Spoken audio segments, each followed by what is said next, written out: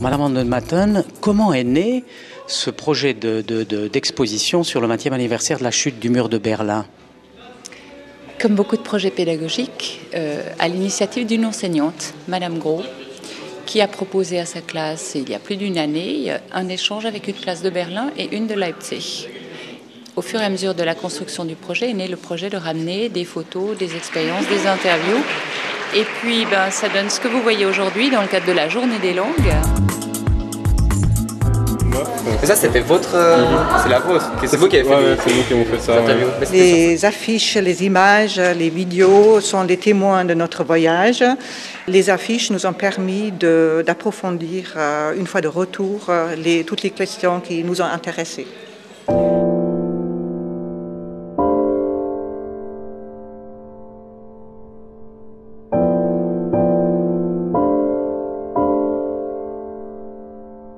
La chute du mur, c'est un événement passé, on commémore l'anniversaire aujourd'hui, mais pour moi ça représente ni plus ni moins qu'un pays comme les autres, démocratique, et voilà.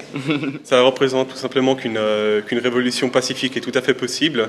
Vielen Jugendlichen ist es vielleicht gar nicht bewusst, aber wir haben die Möglichkeit, frei zu reisen und das zu tun, was wir möchten.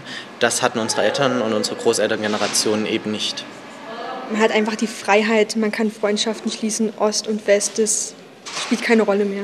Eine Privatgruppe. Ja, keine Sorge, Chris ist negativ.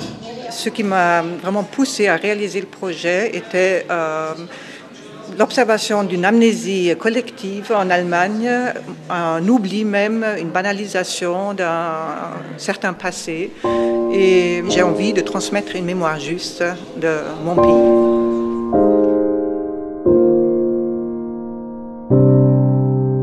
Beaucoup d'Allemands, de jeunes Allemands sont désintéressés par leur histoire. Et malheureusement, on sait très bien que quand on ne connaît pas l'histoire, on est condamné à la répéter. Junge Leute sehen es als selbstverständlich, was wir heute haben, die Situation, die wir heute haben, und ja, wissen es gar nicht mehr zu schätzen. Von daher denke ich nicht, dass viele es noch teilen. Die sich ausführlich damit beschäftigen, ja. Pour les enseignants en particulier, je crois que c'est un regard sur une période de l'histoire allemande récente, nouvelle. On est encore dans la mémoire vivante des événements et dans un domaine où finalement le témoignage oral prime sur l'écrit parfois, c'est le cas aujourd'hui, avec des interventions de gens de Berlin qui ont fait le déplacement à Genève.